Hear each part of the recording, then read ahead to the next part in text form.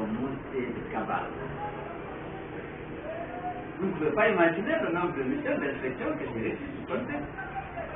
Mais si je n'avais pas cette adversité, j'aurais déjà été disqualifié, je n'aurais pas même fait la politique. Parce qu'avant que je ne fasse la politique, on a voulu me disqualifier et je me suis défendu en ayant une conduite. Mais à l'époque, ce n'était pas par rapport à mes ambitions politiques, puisque je n'en avais pas. C'était par rapport à la confiance que le président avait et les partenaires au développement aussi me faisaient. Je pouvais décrocher du financement, même au téléphone. Et pour l'Union européenne, parce que dans le secteur des infrastructures était le secteur de concentration, pour eux, j'étais le meilleur ministre de la solution.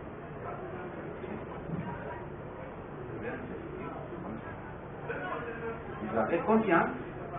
J'ai eu l'amitié de beaucoup de dirigeants d'institutions, la BADEA, la BAD. Les gens, lorsque j'étais évacué, le président de la BAD a dit qu'on a besoin de la Wilson, l'ancien président de la Banque mondiale, a envoyé un message. Dans le service du président est venu, le ministre des Finances du Presse, c'était l'ancien président du Conseil, a envoyé un message. Tout le monde s'est mobilisé. Parce qu'il y avait une crédibilité que j'ai essayé aussi de défendre. Mais c'était dans un contexte difficile.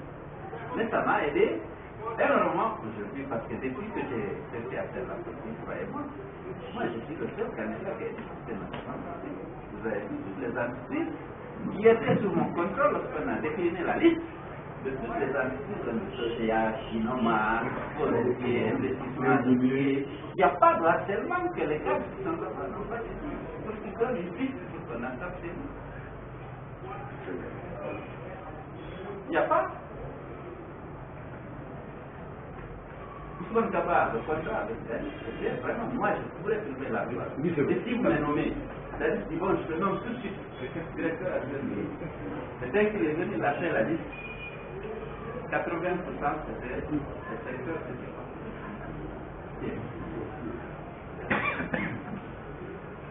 Mais j'étais serein. Et croyez-moi, tout a été fait. On a promis même des portefeuilles ministériels à des 4 comités de collaboration. Pour qu'ils disent, ils donnent une.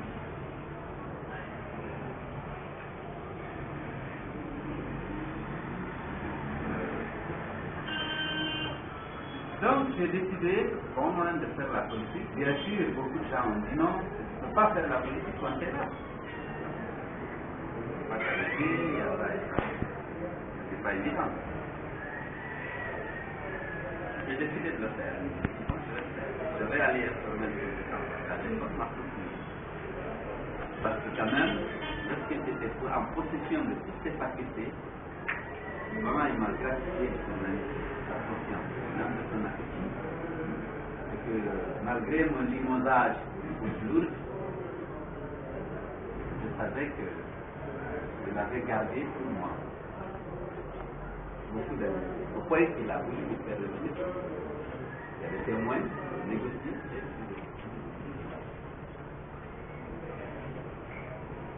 Je donnais des conseils. Et puis moi, je allais à l'opposition. Je donnais des conseils. Il a compris. Il a accepté.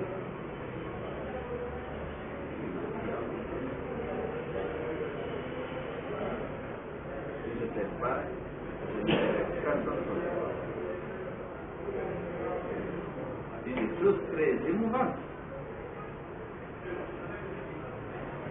Je me suis engagé.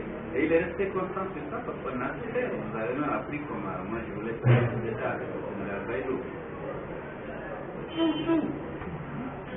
Il a dit que ça c'est cela, il est en train de se faire.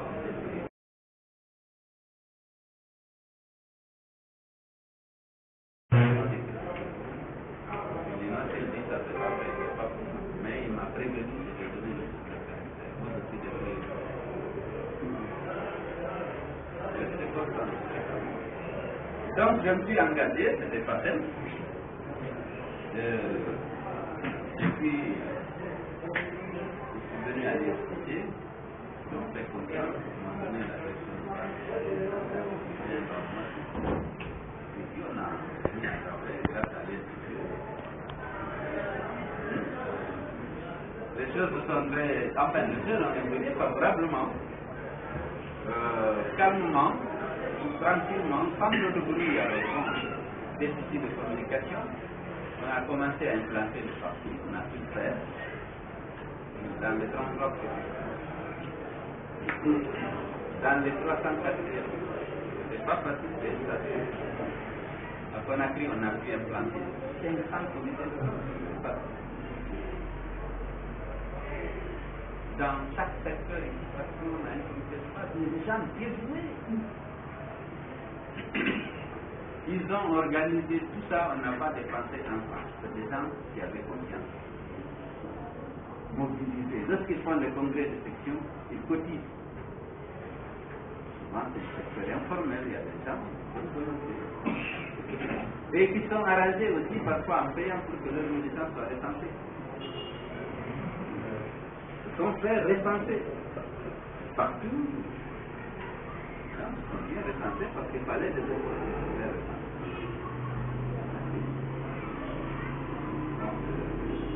Donc, voilà, c'est comme ça, avec les adversités. Dès que je suis venu, j'ai géré tous les obstacles qui étaient créés. Recomposition politique majeure, c'est opéré en faveur de l'UFDG et au détriment des partis qui étaient en place. Ça m'a valu beaucoup d'adversité. On a monté dans des contacts. Tout le monde, non.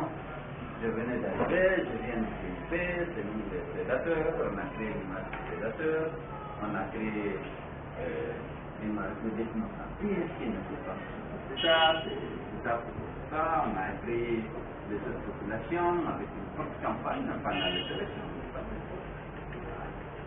Non, il sera l'otage de commerçant, il va rester ici, c'est la domination, le retour, il faut qu'on arrête.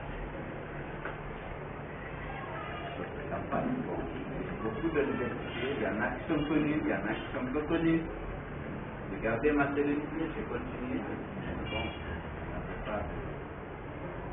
J'ai jamais répliqué directement. Je continue à faire le travail. C'est la sortie, la campagne.